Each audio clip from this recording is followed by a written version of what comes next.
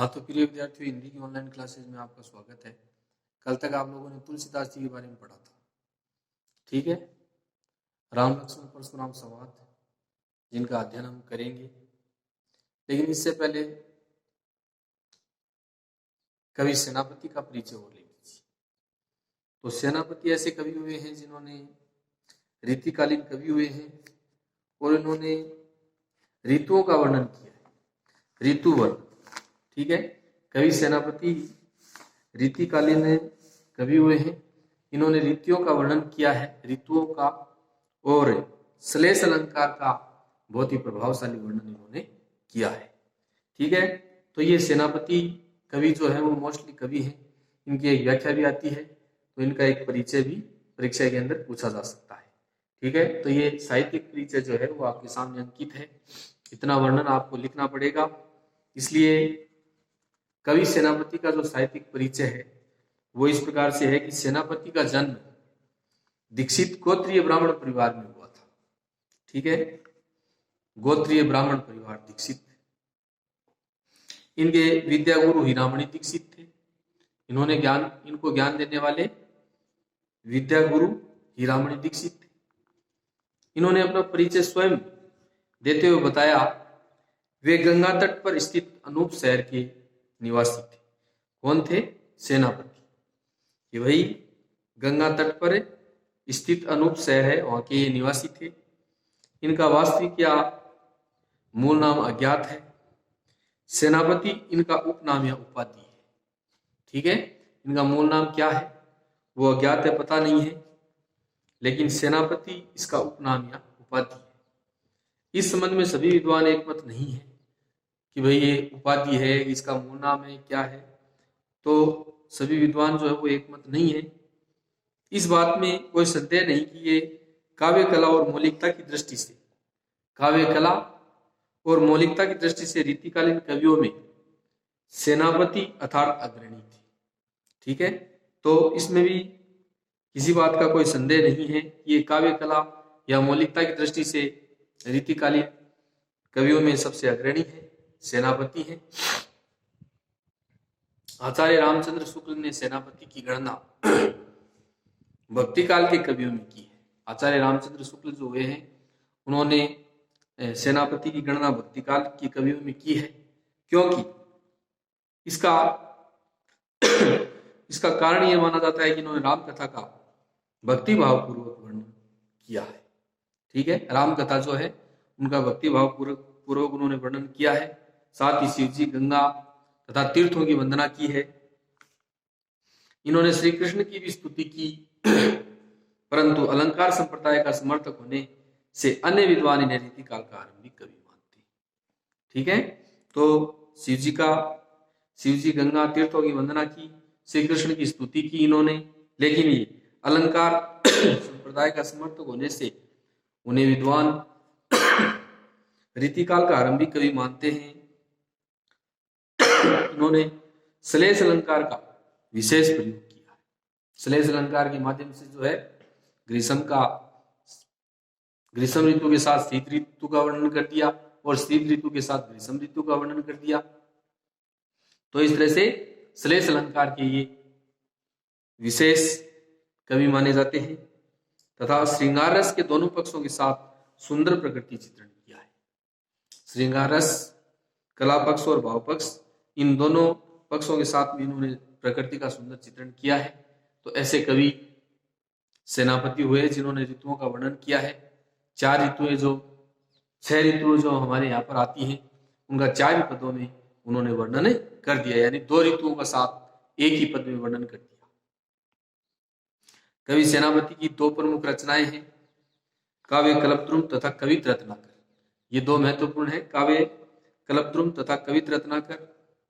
काव्य कल्पद्रुम रीति परंपरा का काव्य शास्त्रीय ग्रंथ प्रतीत होता है। यह ग्रंथ अनुपलब्ध है, यानी उपलब्ध नहीं है। काव्य कल्पद्रुम जो है वो रीति परंपरा का काव्य शास्त्रीय ग्रंथ है, इसलिए यह अनुपलब्ध है।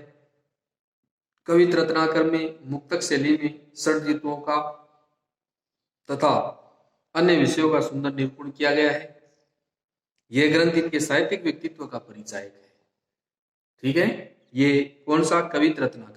कवित रत्नाकर में मुक्तक शैली में उन्होंने 6 ऋतुओं का वर्णन किया है, 6 ऋतुओं का वर्णन किया है और अन्य विषयों का सुंदर निरूपण किया है।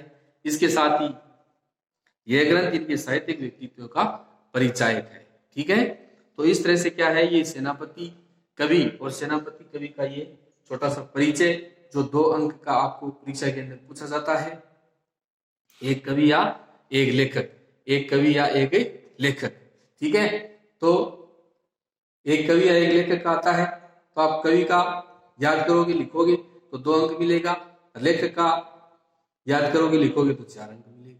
ठीक है, तो ये कवि सेनापति का जो परिचय है वो साहित्यिक परिचय आपके सामने अंकित है। इसको कॉपी में सब लोगों को उतारना है।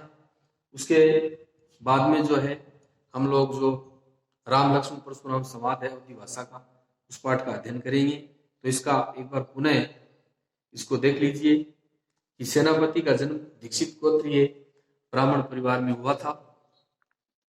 इनके विद्या गुरु हीरामणि दीक्षित थे।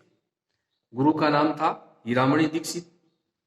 इन्होंने अपना परिचय स्वयं देते हुए बताया वे गंगा तट पर स्थित अनूप शहर के निवासी थे। गंगा तट पर स्थित है अनूप शहर, वहां के ये निवासी थे। इनका वास्तविक या मूल नाम अज्ञात है। सेनापति इनका उपनाम या उपाधि है।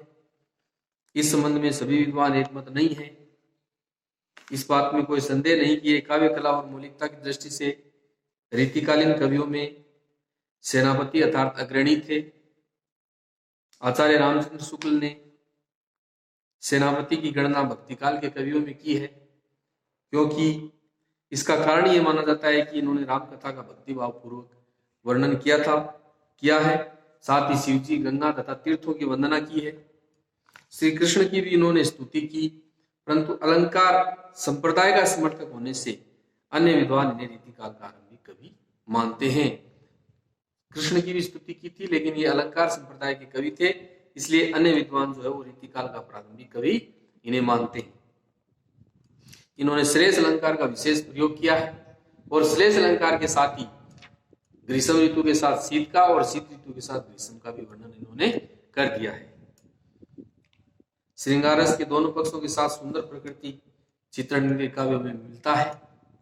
ये इनका विशेष सहयोग है, विशेष योगदान है। कवि सेनापति की 2 प्रमुख रचनाएं काव्य कल्पद्रुम तथा कवित रत्नाकर। याद रखेंगे नाम, काव्य कल्पद्रुम तथा कवित रत्नाकर। काव्य कल्पद्रुम रीति परंपरा का काव्य शास्त्रीय ग्रंथ प्रतीत होता है। यह ग्रंथ अनुपलब्ध है, यानी उपलब्ध नहीं है, क्योंकि वो काव्य शास्त्रीय ग्रंथ है, इसलिए अनुपलब्ध है। कवित रत्नाकर में मुक्तक शैली में 6 ऋतुओं का वर्णन का तथा अन्य विषयों का सुंदर निरूपण किया गया है। यह ग्रंथ इनके साहित्यिक व्यक्तित्व का परिचायक है। ठीक है, तो इस तरह से है सेनापति का ये साहित्यिक परिचय।